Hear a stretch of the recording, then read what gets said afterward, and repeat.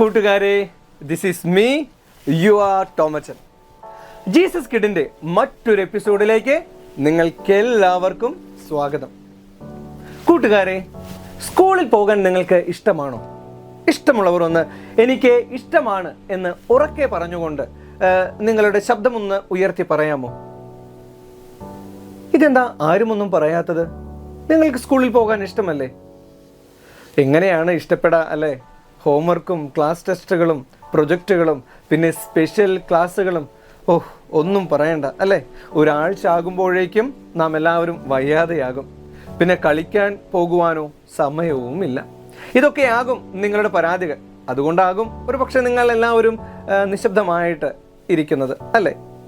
എന്നാൽ നിങ്ങൾക്ക് ഇഷ്ടം പോലെ കളിക്കുവാനും ഇഷ്ടം പോലെ സംസാരിക്കുവാനും ഇഷ്ടം പോലെ ഡാൻസും പാട്ടുമായി അടിച്ചു പൊളിക്കുവാൻ സാധിക്കുന്ന ഒരു സ്കൂളിൽ പോകുവാൻ അവസരം കിട്ടിയാൽ നിങ്ങൾക്ക് സന്തോഷമാണോ?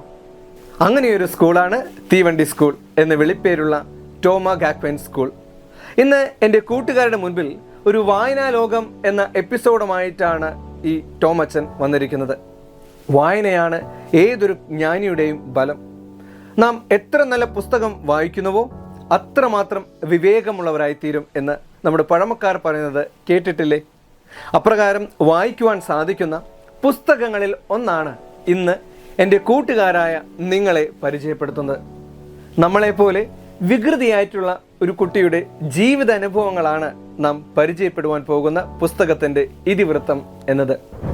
1982 ജാപ്പനീസ് ഭാഷയിൽ പ്രസിദ്ധീകരിക്കപ്പെട്ട ടോട്ടോ ചാൻ എന്ന പുസ്തകം കടലുകൾ താണ്ടി ലോകത്തിൻ്റെ വിവിധ ഭാഗങ്ങളിൽ തർജ്ജമ ചെയ്യപ്പെട്ട് കുട്ടികളെന്നോ മുതിർന്നവരോ എന്നോ വ്യത്യാസമില്ലാതെ ജനമനസ്സുകളെ കീഴടക്കിയ ഈ പുസ്തകം ഇന്നും വായനക്കാർ തേടി എത്തുന്നുണ്ട് എന്നത് ഒരൽപ്പം അതിശയം ജനിപ്പിക്കുന്ന സംഗതിയാണ്.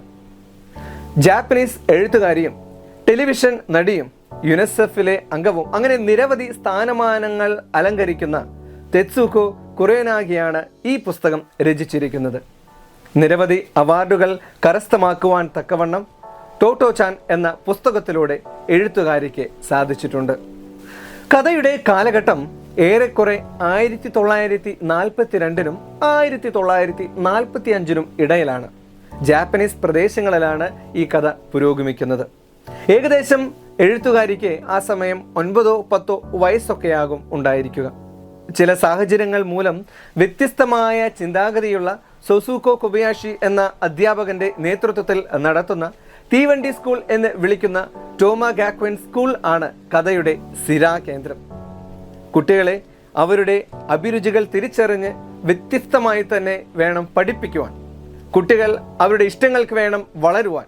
അത് അവരെ ഉന്നതിയുടെ കൊടിമുടിയിൽ എത്തിക്കുമെന്ന ചിന്താഗതിയോടെയാണ് അവരുടത്തെ പഠന രീതികൾ. കളിക്കുവാൻ, വർത്തമാനം പറയുവാൻ, പഠിക്കുവാൻ, പരസ്പരം സ്നേഹിക്കുവാൻ, കരുതുവാൻ, സമൂഹത്തിൽ എല്ലാവരെയും തുല്യരെന്ന ചിന്താഗതിയിലൂടെ ജീവിപ്പാൻ, വീണുപോയവനെ ചേർത്ത് പിടിക്കുവാൻ, അങ്ങനെ നിരവധി കാര്യങ്ങളാണ് തീവണ്ടി സ്കൂളിലെ കുട്ടികൾക്കായിട്ട് കാത്തിരിക്കുന്നത്. കൂട്ടുകാരെ, നമുക്ക് കഥയുടെ സാരാംശത്തിലേക്ക് സഞ്ചരിച്ചാലോ? വരൂ, നമുക്ക് പോകാം. വികൃതിയുടെ ഉറവിടമാണ് നമ്മുടെ ടോട്ടോ ചാൻ അഥവാ തെത്സുക്കോ കുറേനാഗി. തൻ്റെ സ്കൂളിൽ ഏത് സമയത്തും വികൃതി കാണിക്കുന്ന കുട്ടി എന്ന ഖ്യാതി വളരെ പെട്ടെന്ന് തന്നെയാണ് നമ്മുടെ ടോട്ടോ ചാൻ സ്വന്തമാക്കിയത്. കാഴ്ചക്കാർക്ക് അത് രസമാണെങ്കിലും അധ്യാപകർക്ക് അത് അത്ര രസമായിരുന്നില്ല അല്ലേ? വികൃതി കുട്ടികളെ എപ്പോഴും അധ്യാപകർ ഒരു നോട്ടപ്പുള്ളിയായിട്ട് വെക്കാറുണ്ട്.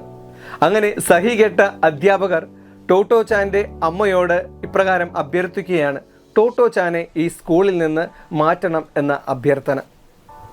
ഇനിയാണ് കഥയുടെ യഥാർത്ഥമായിട്ടുള്ള ആരംഭം എന്നത്.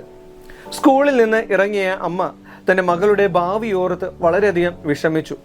അപ്പോഴാണ് നമ്മുടെ ടോട്ടോ ചാൻ്റെ അമ്മയ്ക്ക് തീവണ്ടി സ്കൂളിനെ പറ്റി ഓർത്തെടുക്കുവാനായിട്ട് സാധിച്ചത്. അവിടേക്ക് നമ്മുടെ ടോട്ടോ ചാനെയും പിടിച്ച് അമ്മ നടന്നു. അങ്ങനെ സ്കൂളിൽ എത്തുമ്പോഴുണ്ടല്ലോ, അതാ സ്കൂൾ ഗേറ്റ് കഴിഞ്ഞതും ഒരു തീവണ്ടി അവിടെ കിടക്കുന്നു. അവിടുത്തെ ക്ലാസ് മുറികളെല്ലാം ട്രെയിൻ ബോഗികളായിരുന്നു. നമ്മുടെ ടോട്ടോ ചാൻ അവിടേക്ക് വേഗം ഓടി ബോഗിയിൽ കയറുവാനായിട്ട് തയ്യാറെടുത്തു. കാരണം ടോട്ടോ ചാന് ട്രെയിൻ എന്ന് പറഞ്ഞു കഴിഞ്ഞാൽ, തീവണ്ടി എന്ന് പറഞ്ഞാൽ വളരെ ജീവനാണ്.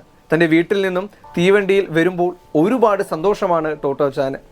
എന്നാൽ അമ്മ അവളെ തടഞ്ഞുകൊണ്ട് അവിടുത്തെ ഹെഡ് മാഷായ കൊബയാഷി മാഷിൻ്റെ അടുത്തേക്ക് കൊണ്ടുപോയി. മാഷ് അവളോട് ഇപ്രകാരം ചോദിക്കുകയാണ്, നിനക്ക് എന്താണ് സംസാരിക്കാനുള്ളത്? നിനക്ക് സംസാരിക്കാനുള്ളത് എന്തോ അതെല്ലാം ഇപ്പോൾ സംസാരിച്ചോളൂ എന്ന്. അത് കേട്ടതും നമ്മുടെ വായാടിയായ ടോട്ടോച്ചാൻ വാ തോരാതെ സംസാരം ആരംഭിച്ചു, തമാശകളും കഥകളുമായിട്ട്.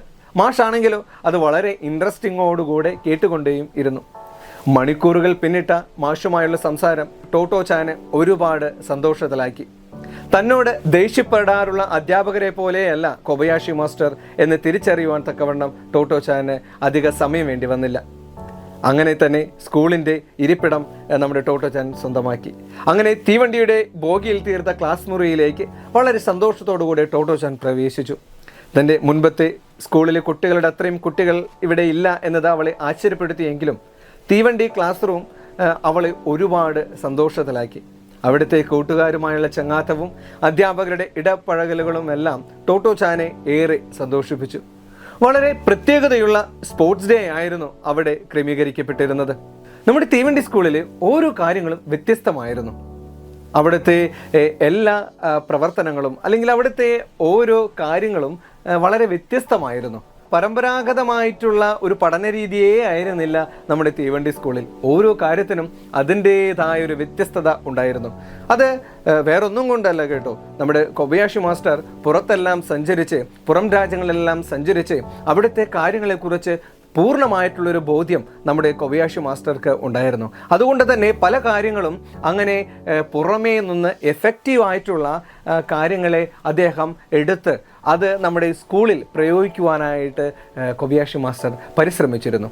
അതിൻ്റെ അടിസ്ഥാനത്തിലാണ് ആ സ്കൂളിലെ കാര്യങ്ങൾ സിസ്റ്റമാറ്റിക് ആയിട്ടുള്ള അല്ലെങ്കിൽ പരമ്പരാഗതമായിട്ടുള്ള ആ സ്കൂളിൽ നിന്നും വ്യത്യസ്തമായിട്ട് തോന്നുവാൻ ടോട്ടോച്ചാന് സാധിച്ചത്.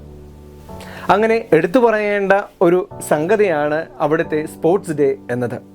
വളരെ പ്രത്യേകതയുള്ള സ്പോർട്സ് ഡേ ആയിരുന്നു തീവണ്ടി സ്കൂളിൽ സംഘടിപ്പിച്ചിരുന്നത്. ശാരീരികമായിട്ട് വെല്ലുവിളി നേരിടുന്ന ഒരു കുട്ടി അവരുടെ കൂട്ടത്തിലുണ്ടായിരുന്നു. ആ കുട്ടിയുടെ പേര് തകഹാഷി എന്നായിരുന്നു. തകഹാഷിക്ക് മറ്റുള്ള കുട്ടികളെ പോലെ സ്പോർട്സ് ഡേയിൽ പങ്കെടുക്കുവാൻ സാധിക്കുകയില്ല എന്ന് തിരിച്ചറിഞ്ഞ നമ്മുടെ കൊബയാഷി മാസ്റ്റർ ഉണ്ടല്ലോ, അവിടെ സംഘടിപ്പിക്കുവാൻ പോകുന്ന എല്ലാ ഇനങ്ങൾക്കും അവനും കൂടെ പങ്കെടുക്കുവാൻ സാധിക്കുന്ന രീതിയിലായിരുന്നു ക്രമീകരിച്ചിരുന്നത്.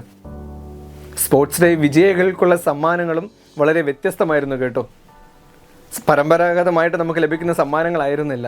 പെൻസിലുകളോ ബുക്കുകളോ അങ്ങനെയുള്ള സമ്മാനങ്ങളേ ആയിരുന്നില്ല, മറിച്ച് പച്ചക്കറികളായിരുന്നു. പക്ഷേ ആ സമ്മാനം നമ്മുടെ ടോട്ടോച്ചാനടക്കം മറ്റു കുട്ടികൾക്കും ആദ്യം ഇഷ്ടപ്പെട്ടില്ല. എന്നാൽ കൊബയാഷി മാസ്റ്റർ നിങ്ങളുടെ വീട്ടിലെത്തി ഒരു നേരത്തെ ഭക്ഷണം അമ്മമാരോട് നിങ്ങൾക്ക് സമ്മാനം ലഭിച്ച ഈ പച്ചക്കറികൾ കൊണ്ട് ഉണ്ടാക്കിത്തരണം എന്ന് പറയണം, ഇത് നിങ്ങളുടെ അധ്വാനം കൊണ്ട് ലഭിച്ചതാണ് എന്ന് പറഞ്ഞപ്പോൾ കുട്ടികൾക്കെല്ലാവർക്കും, നമ്മുടെ ടോട്ടോച്ചാനും കുട്ടികൾക്കുമെല്ലാം ആ സമ്മാനത്തിൻ്റെ മഹത്വം തിരിച്ചറിയുവാനായിട്ട് സാധിച്ചു. ഇത് കുട്ടികളിൽ വീടുമായുള്ള അടുപ്പത്തെ വർദ്ധിപ്പിക്കുമെന്നും അവർ സ്വന്തം കഴിവുകൾ വിശ്വസിക്കുവാനും ഇടവരുമെന്ന് ഹെഡ് മാഷിന് നല്ലവണ്ണം അറിയാമായിരുന്നു. ഇതുപോലെ ഓരോ കാര്യങ്ങളിലും തീവണ്ടി സ്കൂൾ വ്യത്യസ്തം ആയിരുന്നു. ഓടിച്ചാടി നടക്കുന്ന മിടുക്കരായ കുട്ടികൾക്ക് ഏറ്റവും അനുയോജ്യമായ ഒരു സ്കൂളായിരുന്നു അത്. രാത്രികാല ക്യാമ്പുകളും ഒരുമിച്ചുള്ള നീന്തൽ കുളത്തിലെ കളികളും തൻ്റെ വീട്ടിൽ നിന്ന് സ്കൂളിലേക്കുള്ള വരവിലെ വിശേഷങ്ങളുമെല്ലാം ടോട്ടോച്ചാന് ഒരുപാട് സന്തോഷം നൽകുന്നവയായിരുന്നു. എടുത്തുചാട്ടുകാരിയായ നമ്മുടെ ടോട്ടോച്ചാന് സംഭവിച്ച ഒരുപാട് രസകരമായ സംഭവങ്ങളും ഇതിൽ നമ്മെ മതിമറന്ന് ചിരിപ്പിക്കും. സ്കൂളിൽ നടന്ന പാചക ക്യാമ്പിൽ സ്വന്തമായി പാചകം ചെയ്ത് എല്ലാവരെയും അത്ഭുതപ്പെടുത്തുന്ന ടോട്ടോച്ചാൻ്റെ പാചക നൈപുണ്യം ഏറെ രസകരമാണ്. ഓരോ ദിവസവും തീവണ്ടി സ്കൂളിലേക്ക് പോകുവാൻ ടോട്ടോച്ചാൻ കാണിക്കുന്ന ആത്മാർത്ഥത എത്രമാത്രം ആ സ്കൂളിനെയും അവിടുത്തെ അധ്യാപകരെയും ഇഷ്ടപ്പെടുന്നുണ്ട് എന്ന് നമുക്ക് മനസ്സിലാക്കി തരുവാനായിട്ട് ഈ പുസ്തകം ശ്രമിക്കുന്നുണ്ട്. അതുവരെ വികൃതി, അനുസരണമില്ലാത്ത കുട്ടി എന്ന് പഴി കേട്ടിരുന്ന ടോട്ടോച്ചാൻ ഒരു മിടുക്കി കുട്ടിയായി രൂപാന്തരപ്പെട്ടത് ടോട്ടോച്ചാൻ്റെ മാതാപിതാക്കളെ ഒരുപാട് അത്ഭുതപ്പെടുത്തി. കുട്ടികളെ അടക്കിപ്പിടിച്ച് മുറുക്കി അനുസരണ പഠിപ്പിക്കണം എന്നുള്ള ചിന്താഗതികളിൽ നിന്നും അവരുടെ ഉള്ളിലെ ആഗ്രഹങ്ങളെ തിരിച്ചറിഞ്ഞ് അത് പ്രകടിപ്പിക്കുവാൻ അവർക്ക് അവസരം നൽകി അവരുടെ ഉള്ളിലെ കഴിവുകളെ പുറത്തു കൊണ്ടുവരുവാൻ സഹായിക്കുന്ന രീതി എത്രയേറെ പ്രയോജനകരമാണെന്ന് ഈ കഥയുടെ അവസാനത്തിൽ കൂട്ടുകാരായ നമ്മളെ ഈ പുസ്തകം മനസ്സിലാക്കി നൽകും. ഈ കഥയിൽ ടോട്ടോച്ചാനെ വിഷമിപ്പിക്കുന്ന കുറെ സംഭവ വികാസങ്ങൾ ഉണ്ടെങ്കിലും അതിൽ നിന്ന് പുറത്തു കിടക്കുന്ന ടോട്ടോച്ചാനെ കാണുമ്പോൾ നമുക്ക് ഏറെ സന്തോഷം നൽകും. ഈ കഥ ഒരിക്കലും എഴുത്തുകാരിയുടെ സങ്കല്പം അല്ല, മറിച്ച് തൻ്റെ തന്നെ അല്ലെങ്കിൽ എഴുത്തുകാരുടെ തന്നെ കുട്ടിക്കാലത്തെ ഓർമ്മകളിലൂടെയുള്ള എത്തിനോട്ടമാണ് എന്ന് നാം മനസ്സിലാക്കേണ്ടതുണ്ട്. സമൂഹത്തിൽ കുട്ടികൾക്കുണ്ടാകുന്ന മാനസിക സമ്മർദ്ദങ്ങൾക്ക് അയവ് വരുത്തുന്ന പഠന മാതൃകയാണ് സസുക്കോ കൊബയാഷി തൻ്റെ തീവണ്ടി സ്കൂളിലൂടെ ലോകത്തിന് പരിചയപ്പെടുത്തുന്നത്. എഴുത്തുകാരി തൻ്റെ വികൃതിയുടെ അകമ്പടിയോടെ ഈ പുസ്തകം മുഴുവൻ നമുക്ക് ഒരു സിനിമ പോലെ അല്ലെങ്കിൽ ഒരു സീരീസ് പോലെ പരമ്പര പോലെ നമുക്ക് പറഞ്ഞു തരുന്നത് വളരെ രസകരമായിട്ടാണ്. കൂടാതെ രസകരമായ പല കഥാപാത്രങ്ങളെയും നമുക്ക് എഴുത്തുകാരി ഈ പുസ്തകത്തിലൂടെ പരിചയപ്പെടുത്തി നൽകുന്നുണ്ട്. വായനക്കാരൻ എന്ന നിലയിൽ എന്നെ ചിരിപ്പിച്ചും ചിന്തിപ്പിച്ചും വളരെ സംതൃപ്തി നൽകിയ പുസ്തകമാണ് ടോട്ടോച്ചാൻ. കുട്ടികളും തൻ്റെ മക്കളെ കാപട്യമില്ലാതെ സ്നേഹിക്കുന്ന മാതാപിതാക്കളും തീർച്ചയായിട്ടും വായിച്ചിരിക്കേണ്ട പുസ്തകമാണ് തെത്സുക്കോ കുറയനാഗി എഴുതിയ ടോട്ടോച്ചാൻ എന്ന ഈ പുസ്തകം. 1992 കവിയായ അൻവർ അലിയാണ് മലയാളത്തിലേക്ക് 239 പേജുകളിൽ ടോട്ടോച്ചാൻ പരിഭാഷപ്പെടുത്തിയത്. എൻ്റെ കൂട്ടുകാരെ, നിങ്ങളും നിങ്ങളെ ഒരുപാട് സ്നേഹിക്കുന്നു എങ്കിൽ തീർച്ചയായിട്ടും ടോട്ടോച്ചാൻ വായിക്കണം. നിങ്ങൾ വായിക്കും എന്ന് എനിക്കറിയാം. ഈ ടോമച്ചൻ്റെ കുട്ടികളായ നിങ്ങളെല്ലാവരും മിടുക്കന്മാരും മിടുക്കത്തികളുമാണ് എന്ന് എനിക്ക് നന്നായിട്ട് അറിയാവുന്നൊരു സംഗതിയാണല്ലോ. അതുകൊണ്ട് ഇന്ന് തന്നെ നിങ്ങൾ നിങ്ങളുടെ മാതാപിതാക്കളോട് വെറും 140 രൂപയുള്ള ടോട്ടോച്ചാൻ മേടിച്ചു തരണം എന്ന് പറയണം കേട്ടോ. എന്നിട്ട് എല്ലാവരും കൂടെ ടോട്ടോച്ചാൻ എന്ന പുസ്തകം വായിച്ച് നിങ്ങളുടെ എല്ലാം നല്ല ഒരു ഫ്രണ്ടായിട്ട് ടോട്ടോച്ചാനെ കാണണം. ജീസസ് കിഡിൻ്റെ ഈ ഒരു എപ്പിസോഡ് നിങ്ങൾക്ക് ഇഷ്ടപ്പെട്ടു എന്ന് വിശ്വസിക്കുന്നു. മറ്റൊരു എപ്പിസോഡുമായിട്ട് നമുക്ക് വീണ്ടും കണ്ടുമുട്ടാം. അതുവരേക്കും ബൈ.